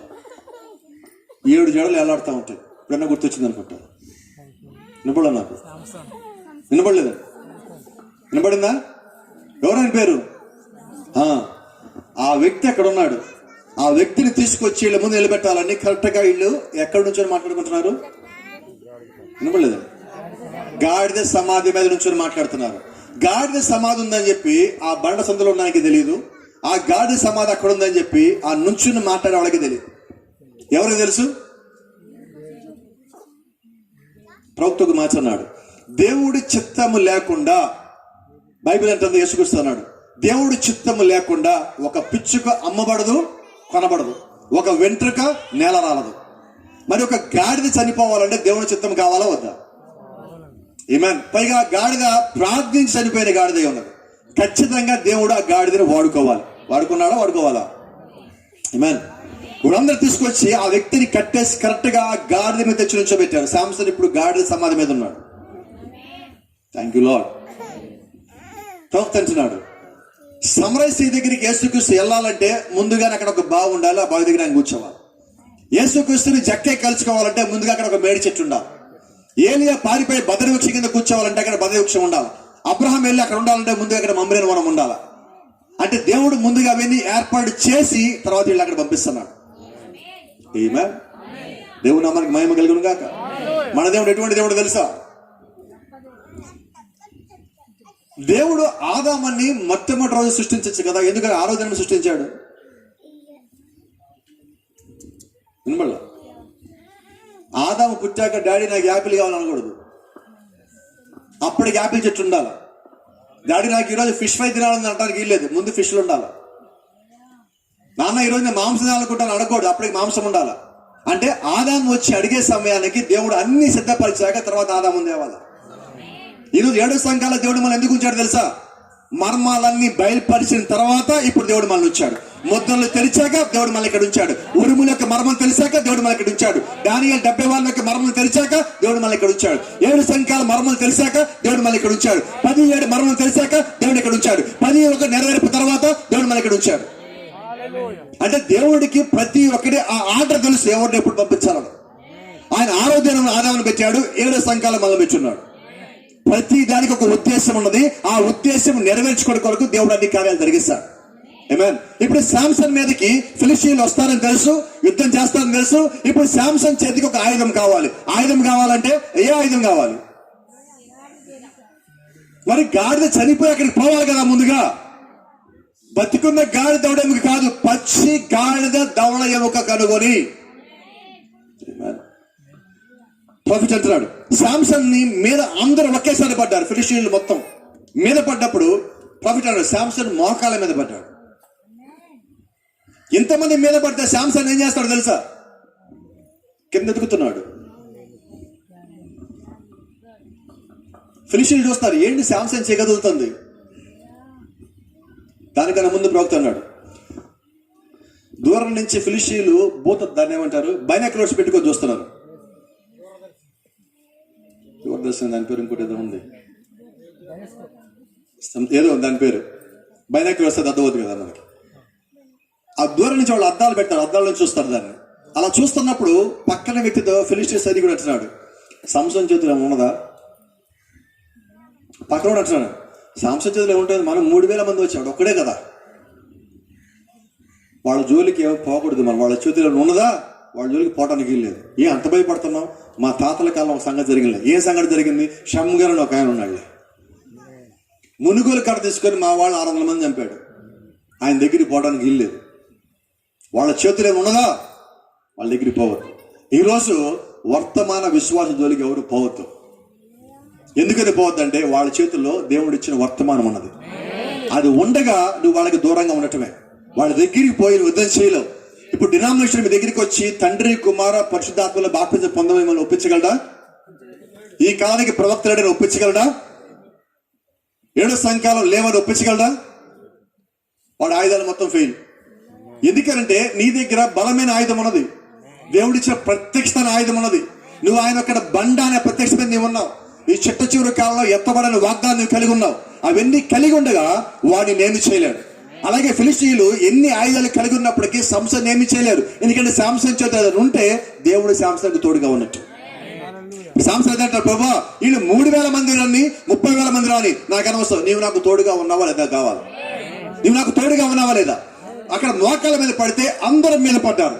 ఈ రోజు మనం కూడా మన ఒక సమస్యల కింద పడిపోయినప్పుడు మోకాళ్ళ మీద ఉన్నప్పుడు నీ శత్రువు ఇంకొకటి నీ మీద వేస్తానే ఉంటాడు. నీ ఇబ్బందులు పడ్డావా, శోధనలు పడ్డావా, నీ మీద నిందలు కూడా వేస్తాడు. అవకాశం దొరికింది కదా అని ప్రవక్త అంటున్నాడు. ఒక వ్యక్తి గుంటలో పడిపోతే నువ్వు ఆ గుంటను పెద్ద చేయిద్దన్నాడు ఆయన. ఏంటర్థం? ఆ వ్యక్తి తప్పులో పడ్డాడు, చేసిన ఒకే తప్పు. మనకి అవకాశం దొరికింది కదా అని ఇంకో 10 తప్పులు కలుపుతా ఉన్నాం. ఇది ఈరోజు మనం. ఒక వ్యక్తి వాక్యం తప్పిపోయాడు. నిజమైన క్రైస్తవుడు ఏం చేయాలి తెలుసా? చెయ్యించి పైకి లేపాలి. యోసేపు సోదరులు ఏం చేశారు? గుంటలో ఉంటే ఏమవుద్దని అమ్మను కూడా అమ్మేశారు. ఈ రోజు అదే జరుగుతుంది వర్తమానంలో. ఎవరో కాదండి, వర్తమానంలో అమ్మేస్తారు మనల్ని. వర్తమానంలో గుంటలు దోస్తారు, చేసే గుంటను వాళ్ళే పెద్దది చేస్తారు. అవే చిన్న గుంట, చాలా పెద్ద గుంట, పోలేవు అక్కడికి. రాడు తీసినా కూడా తీయాల్సింది ఎవరు? వినబడలా? గుంటలు తీయాల్సింది ఎవరు? ప్రభువైన యేసుక్రీస్తు. నీ పని నువ్వు చెయ్యి యథార్థంగా, ఆ మిగతా పని దేవుడికి వదిలిపెట్టు. ఆమేన్. దేవుని నామానికి మహిమ కలుగును గాక. కాబట్టి ఈ రోజు నీ కూడా కుటుంబంలో సమస్యలు ఉన్నప్పుడు ఆర్థికపరమైన, ఆరోగ్యపరమైన, కుటుంబపరమైన, బంధుపరమైన, చుట్టుపక్కల దగ్గర నుంచి, సంఘం నుంచి, ఇతరుల నుంచి ఒత్తిడి రావచ్చు. అయితే ఒత్తిడిలన్నీ ఒకేసారి వస్తాయి, ఒకేసారి మీద పడతాయి. అప్పుడు సంతోషపడు. ఎందుకంటే సంతోషం అంటే అవన్నీ ఒకేసారి మళ్ళీ పోవాలి. అవి పోవాలంటే దేవుడు రావాలా. గుర్తుపెట్టుకోండి, నీకు సమస్య వచ్చింది, ఈ సమస్య పోవాలంటే ఎవరు రావాలి? దేవుడే కిందకి దిగి రావాలి. హల్లెలూయా. ఇంకో మనకి జ్ఞాపకం పెట్టుకోండి, ఈ రోజు మనకి అస్వస్థ వచ్చింది, లేదంటే ఒక వ్యాధి వచ్చింది. అందరికి తెలిసిన వ్యాధి, కరోనా గురించి మాట్లాడదాం. కరోనా వ్యాధి వచ్చింది. ఈ వ్యాధి పోవాలంటే ఎవరు రావాలా? వ్యాధి వచ్చింది ఏడుస్తా కూర్చుందామా? వినబడలేనా? సంతోషపడు, నాకు కరోనా వచ్చింది. ఏంటి కరోనా వస్తే బాగలేదా? ఏడవా, దుఃఖపడవా, నువ్వు చచ్చిపోతావు తెలుసా? నాకు కరోనా వచ్చింది. ఏడంత ధైర్యం నీకు? ఇది పోవాలని దేవుడు రావాలా? దేవుడు రావటం కోసం నాకు ఇది పెట్టాడు నమ్మకం నువ్వు కలిగి నువ్వు పోతావు. అసలు ఒమిక్రాన్ కాదు, ఇంకో క్రాన్ వచ్చినా కూడా నీకేమీ కాదు. ఎందుకనంటే నీకు ఆ నమ్మకం ఉంది, నమ్మకం నడిపిస్తున్నది. నాకు వచ్చింది కరోనా, మంచం మీద పడుకున్నాం, ఇంకో గంట కూడా బతకలేని స్థితి కూడా వెళ్ళిపోయినా. 27 కేజీలు వెయిట్ లాస్ అయినాం 2 నెలలు, 1 నెల 10 రోజుల్లో. లేవటానికి కూర్చోలే శక్తి లేదు, బాటిని కూడా పట్టుకోలే శక్తి, అంత హీన స్థితికి వెళ్ళిపోయాం. మంచం మీద పడుకొని పక్కకి తిరగలేని స్థితి. అయిపోదాం అనుకున్నాం. ప్రోగ్రామ్ మాట చెప్పా, సంఘంలో వాళ్ళు, ఇంట్లో వాళ్ళందరూ ఏడవటం బిగిన్ చేశారు. ఎందుకు గడుస్తున్నారు? నాకు నమ్మకం ఉన్నది, పోతే గ్యారంటీగా పరలోకమే. ప్రభుత్వ ఒక మాట చెప్పి జ్ఞాపకం వచ్చాడు. గొర్రెపిల్ల వివాహ మహోత్సవం అనే పుస్తకంలో ఎఫ్ఎఫ్ బోస్వర్త్ ఒక ఆయన ఉన్నాడు. ఆయన మంచం మీద పడుకుని ఉన్నాడు, 88 సంవత్సరాల వయసు ఆయనకి. ఆయన మంచంలో కూడా తెలిసి ప్రవక్త ఆయన ప్రయాణం ఆపుకుని ఆయన ఇంటికి వచ్చాడు. ఆయన చేయబట్టుకున్నాడు, ఆయన కళ్ళు మూసుకొని ఉన్నాడు. ఆయన ప్రవక్త ఆయన చేయబట్టుకొని లేపి, బోస్వర్త్ నీకు ప్రార్థన చేయమంటావా? నా నమ్మకం దేవుడు నువ్వు స్వస్థపరుస్తాడని, నువ్వు తిరిగి లేస్తావని. మనమైతే ఏమంటాం? కరోనా వచ్చిందనగానే ముందు మన ఎవరికి వస్తుంది ఫోను? పాస్టర్ గారికి. పాస్టర్ గారికి కాదు, మన ఫోన్లో ఎవరికైతే అందరికి వెళ్ళిపోతాయి ఫోన్లో. ప్రార్థన చేయి, ప్రార్థన చేయి, ప్రార్థన చేయి. ఇప్పుడు ప్రవక్త అక్కడికి వచ్చాడు, ప్రార్థన చేస్తా ఉన్నాడు. అప్పటికి ప్రవక్త చనిపోయిన వాళ్ళని లేపడం జరిగినది. మరి ఇప్పుడు చనిపోయిన వాళ్ళని లేపిన ప్రవక్త అక్కడికి వచ్చినప్పుడు ఈయన ప్రార్థన చేస్తాను ఆయనే అడిగినప్పుడు మనమైతే ఏమంటాం? ఇక చెయ్యి, అంతకన్నా ఇంకేం కాదు, చెయ్యి ముందు అంటాం మనం. అయితే ఎఫ్ఎఫ్ బోస్ వస్తున్నాడు అంటే, సోదరుడు అన్నా చెయ్యి మాకు ప్రార్థన. అదేంటది ప్రార్థన వద్దంటున్నావు? నాకు 19 సంవత్సరాల వయసు అప్పటి నుంచి ఈ సమయం ఎప్పుడు వస్తుందో చూస్తున్నాను నేను. పరలోకంలో దేవుడు ద్వారం తెరిచిన రమ్మంటే నన్ను పోనీయకుండా ఆపుతావా నువ్వు? నా ఇంటికి నేను వెళ్తే ఆపుతావా నువ్వు? వినపడ నాకు. మీ ఇళ్లలో ఏమన్నా మరణిస్తే మీరు ఏడవండి, నిద్రిస్తే ఏడవకండి. నిద్రించడానికి మరణించడానికి తేడా ఏంటి? మరణించుడు కిందకి పోతాడు, నిద్రించుడు పైకి పోతాడు. పైకి పోయాడు సొంత ఇంటికి పోతున్నాడు. అమ్మ నాకు తెలియక అడుగుతా, మీ ఊళ్ళల్లో ఎవరన్నా అద్దెంట్లో ఉండి అద్దె కట్టుకుంటా కష్టంగా జీవితం వెళ్ళదీస్తా దేవుడు వాళ్ళ కృపనిచ్చి సొంత ఇంటి కట్టుకొని సొంత ఇంటికి వెళ్ళిపోతుంటే మీరు ఏడుస్తారా? సొంత ఇంటికి వెళ్ళిపోతారా, మన సొంత ఇంటికి పోతారా అని ఏడుస్తారా ఎవరన్నా? నాకు తెలియక చెప్పండి. వాళ్ళని చూసి మీరేమంటారు? ఏమో నువ్వు ఎంతకాలం అద్దెంట్లో ఉన్నా, సొంత ఇంటికి పోవద్దా? నేను సంతోషపడ సొంత ఇంటికి పోతే. నిజంగా పరలోకం పోయే అలాగే ఎవరైనా మన మధ్య నుంచి నిష్క్రమిస్తే సంతోషపడండి, ఏడవకండి. అప్పుడు ఏడ్చారా వాళ్ళు పైకి పోరు, జాగ్రత్త. ఏం చేద్దాం ఇప్పుడు? మీకు నమ్మకం లేదా? చనిపోయిన వాళ్ళు పైకి పోతారు నమ్మకం ఉండదా? ఉంటే ఏడవరండి మీరు. నాకు తెలియక అడుగుతాను, ఎందుకు అడుస్తారు? అమ్మ వీడు ఏమైపోతాడో, ఇంట్లో తప్పిపోయాడు ఏమైపోతాడు అన్నప్పుడు ఏడవాలా? పరలోకం పోయి ఏడవడం దేనికి? ఒకసారి విలియం డన్నాం దగ్గరికి ఒక ఆమె వచ్చింది, అయ్యా నా కుమారుడు చనిపోయాడు అయ్యా ప్రార్థన చేయాలి. ఆయన ప్రార్థనలో ఉన్నాడు. ఆయన ఆత్మని పాతాళం పంపించాడు, అక్కడ లేడు. సమాధి పంపించాడు, సమాధిలో లేడు. విన్నాడు, అమ్మా మరి సమాధిలో లేడు, పాతాళం లేడు, మరి పరదేశం ఉన్నట్టున్నాడు, పిల్లమంటామన్నాడు. ఆమె వద్దు ఉండని, మేము ఒకరోజు అక్కడ పోతాం. ఏం చేద్దాం మరి? ధైర్యం ఉందా మీకు అంటున్నా? పోతే పరలోకానికి పోతా నేను అని ధైర్యం మీరు కలిగి ఉంటే మీకు ఏమి కాదు. అయినా కూడా ఏం కాదు. నా మటుకైతే చావు అయితే డబల్ లాభం, మామూలు లాభం కాదు. అదే మాట చెప్పి మా ఇంటి వాళ్ళకి, చావు అయితే లాభం. నాకు ఎంతకాలం ఉండి భూమి మీద ఏం తప్పిపోతామో, ఏ మాట అనకూడదు అంటామో, ఎటు పోతామో తెలీదు. పోతే ఈజీ. అయితే నా అంట నేను పోకూడదు, ఆయన తీసుకుపోవాలా. నీ ప్రాణం బలవంతంగా నువ్వు తీసుకోవడానికి వీల్లేదు. హల్లెలూయా. ఎంత ఒత్తిడి వచ్చినా దేవుడు నీ పక్కన ఉంటాడు. ఆ నమ్మకం నువ్వు కలిగి ఉండాలి, విశ్వాసం కలిగి ఉండాలి. సమస్యలు అంటున్నాడు, ప్రభువా వీళ్ళు 3000 మంది పడ్డ నాకు అనవసరం, నువ్వు నా పక్కన ఉన్నావు అదే చెప్పు, నాకు వీళ్ళ సంగతి నేను చూసుకుంటా. ఎన్ని ఒత్తిళ్ళు వచ్చినా నీ నోట్ల నుంచి వచ్చే మాట, ప్రభువా నువ్వు నా పక్కన ఉన్నావా లేదా? ప్రవక్తగా మాట అంటాడు, ఈ సమస్య రాకూడదు, ఆ శోధన రాకూడదు అని ప్రార్థన చేయదు. అది రాని ప్రభువా, అయితే నువ్వు నా పక్కన ఉండు ప్రభువా. నువ్వు నా పక్కన ఉండి అదేం చేస్తుంది? నా దగ్గర రాకుండా ఇంటి ముందు వెళ్ళిపోతుంది, టాటా చెప్పి బాయ్ బాయ్ చెప్పి గుడ్ బాయ్ చెప్పిపోతుంది. ఆ విశ్వాసం నీలో ఉండాలంటున్నా. నువ్వు నా పక్కనుండి ప్రభా ఏదొస్తుంది రాని. ఇప్పుడు శాంసన్ నమ్మకం అదే. 3000 మంది వచ్చి మీద పడ్డారంటే శాంసన్ నమ్మకం అంటే తెలుసా? ఈయన ఉన్నాడా? ఆయన పక్కనే ఉంటే 3000 మంది ఒక లెక్క. కింద ఎదుగుతున్నాడు శాంసను. దేవుడు ప్రభు నా పక్కన ఉన్నావా అని మాట అడగల. నా చేతికి ఏదైనా గట్టిగా దొరికితే ప్రభు నా పక్కన ఉన్నట్టే. చేతికి గట్టిగా దొరకాల. అదేం వర్షం పడ్డట్టున్నది, మేఘం నడిచినట్టున్నది, పైన వర్షం పడ్డట్టున్నది, ఆ మట్టి అంతా తడితడిగా ఉన్నది. శాంసన్ తడి బట్టలు ఎదుగుతా ఉన్నప్పుడు చెయ్యి లోపలికి వెళ్ళిపోయింది. ఇలాగా ఇలా చెయ్యి ముడిచినప్పుడు చేతికి గట్టిగా తగిలింది. ఏం తగిలిందంటారు? ఏ గాడిద? ప్రార్థించి నోరు తెరిచి చనిపోయిన గాడిద దవడేముక లోపల శాంసన్ చేయబెట్టుకున్నాడు. హల్లెలూయా. దాన్ని పైకి లాగాడు. ప్రవక్త అన్నాడు, శాంసన్ పైకి లాగిన తర్వాత శాంసన్ చేతిలో ఏముందో కూడా చూడలే. శాంసన్ గట్టిగా ఉంది, నువ్వు నాకు తోడుగా ఉన్నావు, వీళ్ళెంతమంది నాకు. పైకి లేచి శాంసన్ 3000 మందిని కొడితే 1000 మంది సుమారుగా చనిపోయారు దాని లోపల. ఇంకా మిగిలిన వాళ్ళు ఎవరి పరిస్థితి ఎలా ఉంది తెలుసా? చేతులు కాళ్ళు ఇరిగిపోయి ఎక్కడట్లు పడిపోయి ఉన్నారు. ప్రవక్త అంటున్నాడు,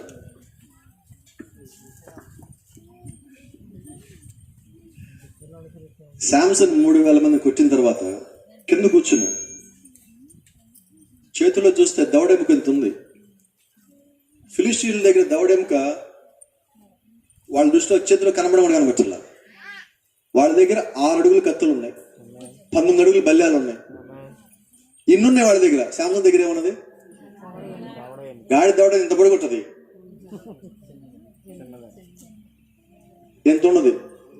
ప్రవక్త అన్నాడు, శాంసంగ్ చూసుకొని చెయ్యి తిమ్మిరికొన్నది, వణుకుతున్నది, చేతికి అతుక్కుపోయింది ఆ దవడ ఎముక, పచ్చిది, కొట్టి కొట్టి చెమటకి అది అతుకుపోయింది. అతుకుపోయిన దవడ ఎముక ఇలా పట్టుకున్నాడు. చూసి, ప్రభువా ఎంతసేపు దీంతో చంపాను నేను, 3000 మంది దీంతో కొట్టాను నేను. గాడిద ఎవరు ప్రార్థించింది? నా వల్ల ఎవరికి ఉపయోగం లేదు ప్రభువా, నన్ను చచ్చాకేరు వాడుకో ప్రభువా. ఇప్పుడు శాంసంగ్ చేతులు ఏమున్నది? ఆ గాడి దవడెముక ఎవరు వాడుకున్నారు? శాంసంగ్ కాదండి, దేవుడి యొక్క సేవకుడి చేతిలో ఆ గాడిద దవడెముక వాడబడింది. ఒకవేళ నీవు కూడా అదే గాడిదమైనట్లయితే, నువ్వు కూడా ప్రార్థించినట్లయితే ఖచ్చితంగా దేవుడి యొక్క సేవకుడి చేతులు వాడబడతావు. విశ్వాసం ఉన్నదా నీకు? ఆ గాడిదగా విశ్వాసం. ఈరోజు మనకు ఉన్నట్లు ఆ విశ్వాసం. ఆ గాడిద పెట్టిన కేకలకి నోరు తెరిచే చనిపోయింది. ఆ నోట్లో శాంసంగ్ చేయబెట్టి దాన్ని తీసుకొని చంపి, దవడెముక కొండ మీద ఉన్నాడు. ఆ కొండను చూసి ఇక్కడి నుంచి, ఈ కొండ పేరు రామతలేహి,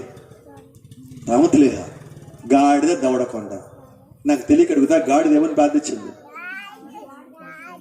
నాకు పేరు కావాలి, నాకు పేరు నచ్చల. ఈ రోజుకి ఆ కొండ ఉంది, ఆ కొండ పేరు గాడిద దవడ కొండ.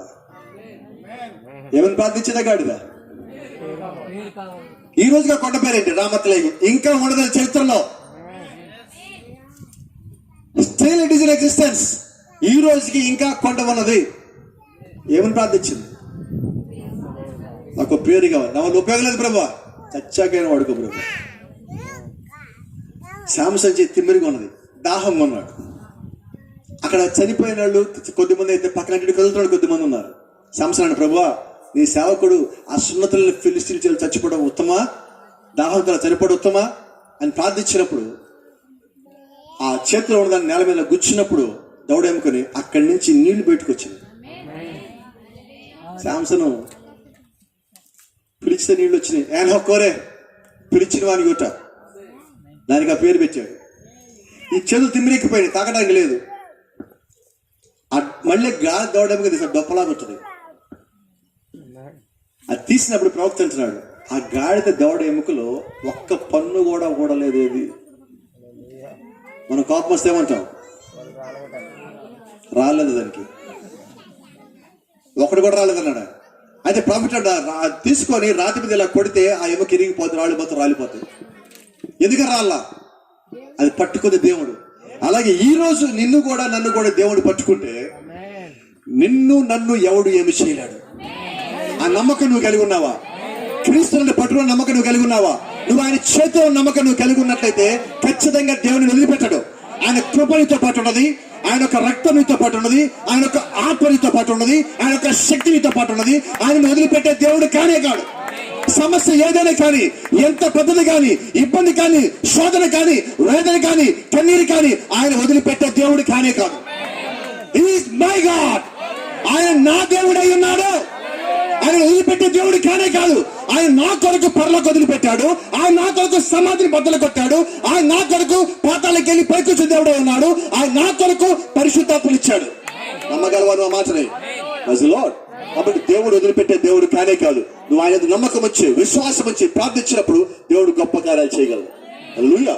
అప్పుడు ఈ రోజు ఆ గాడిద దవడకొండ ఇంకా ఉన్నది. అక్కడ వచ్చిన నీరు పేరు ఏనా కోరే, పిలిచిన వారి యోట. అది ఇంకా అక్కడే ఉన్నది. శాంసన్ ఇప్పుడు చేతులు తిమ్మిరెక్కి తాగడానికి చేసి తాగడానికి చెప్పిపోతే, ఆ గాడిద దవడ దప్ప తీసుకుని దాని తాగాడు. చచ్చాకైనా వాడుకో బ్రహ్మ. నిజంగా దేవుడి దగ్గర ఆ రకంగా మొరపడి దేవుడిని వాడుకోడా? అలా అడిగాం మనం. నాకు ఉద్యోగం రావాలి ప్రభా, మా అమ్మాయికి పెళ్లి కావాలి ప్రభా, మా ఇంటి ఇల్లు కట్టాలి ప్రభా, మా ఇంటి పైకప్పేయాలి ప్రభా, మా పొలంలో పంట బాగా రావాలి ప్రభా. ఇన్ని అడిగావే, నన్ను వాడుకో ప్రభా అన్నావా? అన్నిటికీ ప్రార్థన చేయమన్నావు. పాస్టర్ గారు నేను పరిశుద్ధాత్మ పొందుకోవాలి, ప్రార్థన చేయమని అడిగావా? నువ్వు ఎప్పుడైతే ఒక్క మాట అడిగావో అన్ని దాని లోపల ఉంటాయి. పరిశుద్ధాత్మ పొందుకోవాలి పాస్టర్, ప్రార్థన చేయండి. నువ్వు పరిశుద్ధాత్మను పొందుకుంటే నీకేమవుతుంది? ఏది దగ్గర రాలేదు దేవుని దాటి. మనం ఏమంటాడు? ఇవన్నీ పోవాలి ప్రభు అంటున్నావు, అంతేగాని పరిశుద్ధాత్మ రావాలి ప్రభు అంటలా. సమస్య అది. నీకు ఏం కావాలో కూడా నీకు తెలియాలా. ప్రార్థించినప్పుడు మొరపెట్టేటప్పుడు దేవుని అడిగేటప్పుడు నీకు తెలియాలా. నా నామంలో ఏదడిగినా కానీ నీకు ఇస్తాడు ఆయన. ఏదడిగినా కాదు, వాక్యానుసారం అడిగితే ఇస్తాడు. కాబట్టి మనం ఇష్టం వచ్చి అడుగుతున్నాం. ప్రవక్త అన్నాడు, మన దేవుడు కోరికలు తెచ్చే దేవుడు కాదు, అవసరాలు తెచ్చే దేవుడు. అవసరం అడుగు, నువ్వు దేవుడు తెరుస్తాడు. వ్యాధి వచ్చింది, అది అవసరం. ఇబ్బంది వచ్చింది, అది అవసరం. ఆర్థికపరమైన శోధన, అది అవసరం. ఖచ్చితంగా దేవుడు తెరుస్తాడు. దాన్ని అడుగు, దేవుడు తెరుస్తాడు. నువ్వు దేవుళ్ళు వాడబడాలి, అది ఖచ్చితంగా అవసరం. నీకే కాదు, ఆయనకు కూడా. ఆయనకి కావాలి ఈరోజు పరివారం, నిజమైన పరివారం. నువ్వు అడిగితే దేవుడు నీకు ఇవ్వడా. ఈరోజు ఆ గాడిదకి ఒక కొండ పేరు, ఆ గాడిద పేరు పెట్టబడింది. ఆ పైన ఉన్న ఆ నీటి ఓట పేరు యాన్హక్కోరే, పిలిచివని ఓట. గాడిద కొండ మీద నీటి ఓట ఉన్నది. అదే సత్యమైతే మరి ఆ గాడిద ప్రార్థన సఫలమేనా? మరి మీ ముందున్న ఈ గాడిద ప్రార్థన కూడా దేవుడు ఉన్నాడు. ఒకప్పుడు నేను అడిగా, ఆ గాడిద ఎవరో ఎంతసేపు చెప్పింది, ఆ గాడిద నేనే. మా ఇంటి నా పేరు ఉపయోగం లేనోడు. చిన్నప్పుడు చచ్చిపోతా అని చెప్పి 3 నెలలు అప్పుడే బయట చాట్లో పెట్టి చెత్తకుండా వెనకాల చూపెట్టేసిన వాళ్ళు నన్ను. వీడికి ఎప్పుడు చూసి ఏదో ఒక వ్యాధి తీసుకుని పడేయండి బయట పడేసిన వాళ్ళు. ఈరోజు ఇక్కడ ఎలాగున్నాను. దేవుడు కృప కాదు. దేవుడు వాడుకోవాలంటే నేను ఎంత దూరం పడేసాను, మళ్ళీ ఇక్కడ రావాల్సిందే. నా చెప్పింది మీకు అదే. నువ్వు ఎంత పారిపోయినా, సముద్రం నీ మీదకి వచ్చినా, ఉప్పెన్ నీ మీదకి వచ్చినా, నువ్వు దేంట్లో ఇరుక్కుపోయినా కూడా దేవుడు నేను బయట తాగలడు, నువ్వు ఆయన చిత్తంలో ఉంటే. ఈరోజు ఇక్కడ ఎలాగున్నా, శివాలయం గుళ్ళో పూజారిగా ఉండటం నేను. ఎక్కడున్నా ఇప్పుడు? నమ్మల్లా గుళ్ళు చేయించుకుని వెనకాల పిలక పెట్టుకొని శివాలయం గుళ్ళో పూజారితత్వం చేసినోడని.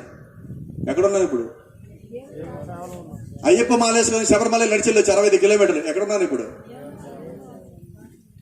ఏం చేద్దాం? సినిమా ఇండస్ట్రీకి పోయా, వెళ్ళనవుదామని.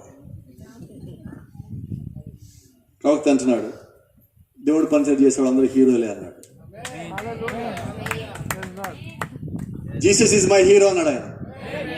ఆయన హీరో పక్షిరాజు, మన పిల్ల హీరో పక్షిరాజు.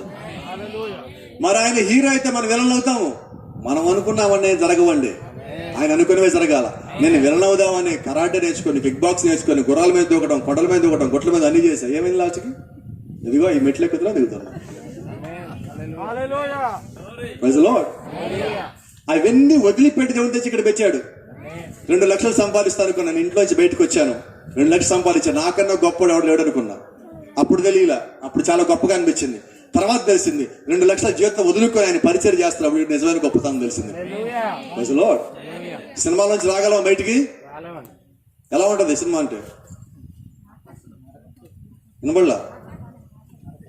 ఒక సినిమా యాక్టర్ వస్తాడు, ఇక్కడ కూర్చున్నాము. ఆకర్షణ, ఆకర్షించేది వాక్యం ఆకర్షిస్తుంది, దెయ్యం కూడా ఆకర్షిస్తుంది. నిజమేనా? అయితే అది దెయ్యపు ఆకర్షణ, దేవుడు ఆకర్షణ తెలుసుకోవాలి. అలాగే ఈరోజు నిజమైన వాక్యం ఆకర్షిస్తే నువ్వు ఇక్కడ రాకుండా ఆగొద్దు, పరిగెత్తుకోరా, అన్ని వదులుకో. దేవుడి చిత్తము లేని స్థలం అండి ఉన్నట్లయితే దేవుడు ఒక వాక్యం పిలిస్తే అన్ని వదిలిపెట్టి అక్కడికి వచ్చేసాను. నేను అలాగా ఇది దేవుడు నమ్మి, సర్వశక్తిమని నమ్మి మీ మధ్యలోకి వచ్చా. మా నాన్నగారి పేరు విశ్వనాథ శాస్త్రి. ఇంక డీటెయిల్స్ కావాలా? శాస్త్రి గారు అబ్బాయి ఏం చేస్తాడు? పాస్టర్గా ఉన్నాడు. ఓ భ్రష్టుడు, కుల భ్రష్టుడు. Praise the lord. కులాన్ని భ్రష్టుపడి ఇచ్చాడు. Praise the Lord. ఒకసారి సహోదరుడు నన్ను సాక్షాలు చెప్పాలా, మాట ఇలా వస్తే అనుకోద్దు. యారా నువ్వు ఎందుకు పోయా మానవుడికి, మానవుడి దేవుడికి ఎందుకు పోయా నువ్వు? వాళ్ళకి ఒక్కడే దేవుడు తెలుసా? తెలుసు. వాళ్ళని ఊళ్ళోకి రాని తెలుసా? తెలుసు. అందుకని దేవుడు అక్కడికి పోయాడు. ఏం చేద్దాం? సరే బైబిల్ చదివా? చదివా. చెప్పు. బండి స్టార్ట్ చేసి రైస్ చేస్తా చెప్పు. బైబిల్ చెప్పాను. బండి స్టార్ట్ చేసి రైస్ చేస్తా, బైబిల్ గురించి చెప్పు నాకు అంటే వినాలన్నాడా, వినకూడదన్నాడా? 30 సెకండ్లు చెప్తా, ఓకేనా అన్న? 30 సెకండ్లే. 1 సెకండ్ ఎక్కువైతే వెళ్ళిపో. యేసుక్రీస్తు వస్తాడు, వచ్చాడు, మళ్ళా వస్తాడు, వెళ్ళిపో. పాత నిబంధన ఏంటి? ఆయన వస్తాడు. కొత్త నిబంధన ఏంటి? వచ్చాడు. ఇప్పుడేంటి? అయిపోయింది, పో. 15 సెకండ్లు మిగిలిన ఇంకా. ఆ సమయం వచ్చినప్పుడు దేవుడు ఇల్లుంచి మాట్లాడతాడు. నాకు సహోదరుడు ఒక మాట అడిగాడు, ఎందుకు పోయావు అక్కడికి? నా సమాధిని ఖాళీ చేసుకున్నాను పోయా. యేసుక్రీస్తు సమాధి ఖాళీగా ఉన్నది, నేను కూడా ఆయనలో ఉంటే నా సమాధి ఖాళీ అవుతుంది, అందుకని పోయా అక్కడికి. మన వాళ్ళు ఏమైనా సమాధి ఖాళీగా ఉన్నాయా? ఉంటే చూపించి నమ్ముతా. బైబిల్లో ఉంది, సమాధులు ఖాళీ అయిను, పరిశుద్ధులు లేచును, 40 రోజుల పట్టణం అగ్గుపడును. నువ్వు ఎక్కడ చూపించి నమ్ముతా. ఎవడో చెప్తాను బైబిల్ చదవలేదండి, ఏ చర్చికి పోలా, వర్తమానం ఎవడు చెప్పలా, నేడుగా దేవుడి దగ్గర నుంచి ఇది వచ్చింది కాబట్టి నేను ఎవడి మాట వినను. నేను పొందుకొని దేవుడి దగ్గర నుంచి పొందుకున్నా. వచ్చింది తక్కువ కాలం, ఎంతకాలం లెక్క కానే కాదు. ఇక్కడ పిలిచింది దేవుడై ఉన్నాడు. యేసుక్రీస్తు పరిచర్య 3.5 సంవత్సరాలే, కైపా పరిచర్య 60 సంవత్సరాలు. ఎవడు ముందు వచ్చాడు? ఇప్పుడు ఎప్పుడు ముందు వచ్చామని లెక్క కానే కాదండి. దేవుడు యొక్క వాక్యం లోపలికి వచ్చిందా లేదా అన్నది లెక్క కావాలి. ఈమెన్. దేవుడు నామానికి మహిమ గంట ప్రభావం కలుగును గాక. దేవుడు నామానికి మహిమ కలగాలి. ప్రతి సమయంలో ఆయన చిత్తమై పరిచర్యకు వచ్చాం. ఆ గాడిద కట్లు విప్పబడి దేవుడు యొక్క పరిచర్యకు వచ్చింది. ఆ గాడిద కుంటిద ఇంట్లో నుంచి దేవుడు యొక్క పరిచయ నిమిత్తం కొండ మీదకి వచ్చి మానిచ్చింది. ఈ గాడిద సినిమా ఇండస్ట్రీ నుంచి బయటకు వచ్చింది, ఇక్కడ చచ్చిపోయి ముందు నిలబడి ఉన్నది. అక్కడ గాడిద దవడ ఎముక అంతమంది చంపింది. ఈ రోజు ఇదే గాడిద దవడ ఎముక మీతో మాట్లాడుతూ ఉంది. గాడిదే, వేరే ఏది లేదు. అసలు ఆలోచన రాని మాకండి. మనం గాడిద కన్నా గొప్పవాళ్ళం కాదు, భూమి మీద హీనమైన జంతువు గాడిద. ఈరోజు దేవుడి పరిచయం చేసేవాళ్ళు కూడా గాడిదే, అయితే వాక్యాన్ని మోస్తున్న గాడిద. కాబట్టి మీరు ఆయన గాడిద అంటానికి వీల్లేదు, గౌరవించాల్సిందే. ఏం చేద్దాం మరి? ప్రార్థిద్దామా? ఏమని? ప్రభువా నేను కూడా నీలో వాడబడాలి. ఆ గాడిద వాడబడంటే కాదు, ఈ రోజు నేను కూడా ఈ గ్రామంలో వాడబడే గాడిదగా ఉండాలి. నీ పరిచయ నిమిత్తం నిలబడే గాడిదగా ఉండాలి. సేవకుడు వస్తే సహకరించే గాడిదగా ఉండాలి. శాంసంగ్ చేతిలో దౌడెముక మాదిరిగా మా ప్రాంతానికి వచ్చే సేవకుడి చేతిలో నేను వాడబడాలి. ఆయనకి నేను ఉపయోగపడాలి. ఒక పరిచయం జరిగించాలి. నీ నామానికి ప్రకటించాలి. నీకు ఒక సాక్షి ఉండాలి. రోజు నాకు ఒక పేరు ఉన్నది. మా ఇంట్లో నా పేరు జయప్రకాష్ నారాయణమూర్తి. నాకు ఈ పేరు నచ్చలా. అమ్మ దగ్గరికి వెళ్ళి, అమ్మ నా పేరు మార్చన్న. మీ నాన్న పెట్టేటి ఈ పేరు అన్నది. మాట్లాడి గుర్తొస్తున్నాయి మీకు? మీ నాన్న అడిగిపోను, నాకు ఇష్టాన్ని పేరు నేను మార్చాను. నాకు జయప్రకాష్ అంటే ఇష్టాన్ని పేరు పెట్టుకున్నాను. సరే 5వ క్లాస్ మూర్తి కట్ చేశా, 10వ క్లాస్ జయ కట్ చేశా, సర్టిఫికేట్ రాస్తామని నారాయణ కట్ చేశా, ప్రకాష్ మాత్రం మిగిలింది. అయినా నాకు ఆ పేరు నచ్చలా. I want a name. నాకు ఒక పేరు కావాలి. బాప్తిజం పొందాక పేరు పెడతాను అనుకున్నా, పాస్టర్ గారు పేరు పెట్టలా. ఏం చేద్దాం? బాప్తిజం మిగిలిపోయాడు. చాలా కొద్ది మంది తెలుసు. ఈరోజు చెప్తాను మీకు, దేవుణ్ణి ఎప్పుడైతే పూర్తిగా నమ్మానో, 7 ముద్దల గ్రంథం చదువుదామని ఒక పుస్తకం ముందు పెట్టుకున్నాను. రేపు పొద్దున్న చదవాలని చెప్పి ఒక పుస్తకం నా ముందు పెట్టుకున్నా. తెల్లవారుజాము 5 గంటలకు వచ్చి ఎవరు తలుపు కొట్టారు, బయటికి వెళ్ళారు. పోలీసులు వచ్చి అరెస్ట్ చేశారు. ఇదే డిసెంబర్ 6వ తారీఖు నుంచి 9వ తారీఖు దాకా పోలీస్ జైల్లో పెట్టారు. తీసుకున్నారు. గొడవ నాది కాదు. ఇద్దరు కొట్టుకుంటే నేను మధ్యలో కొట్టుకోమాకని చెప్పి కాంప్రమైజ్ చేసి వాళ్ళిద్దరిని రాజీ చేసి, ఈయన డబ్బులు ఇవ్వాలి, ఆయన డబ్బులు ఇస్తాడు, ఓపిక పట్టండి అని చెప్పిన మాటకి వాళ్ళిద్దరు తర్వాత కొట్టుకొని కేసులు పెట్టుకున్నప్పుడు సాక్షి సంతకం నాది ఉంది, కానీ కూడా తీసుకుపోయి జైల్లో పెట్టాను. అడిగేలాగా అంటాడు, లేదు నేను పొరపాటు తీసుకొచ్చాము, కేసు బలంగా ఉండాలని మా లాయర్ పెట్టుకున్నాడు. నో ప్రాబ్లం, దేవుడు చిత్తం. ఒకప్పుడు అయితే వేరే రకంగా ఉండేది, ఇప్పుడు పోయిందిగా. మరి ఏం చేద్దాం? లోకల్లో నువ్వు చచ్చిపోయాక నువ్వేం చేస్తావంటే ఎదుటోడు ఏం చేసినా నువ్వు ప్రార్థించడమే. జైలుకి తీసుకుపోయారు.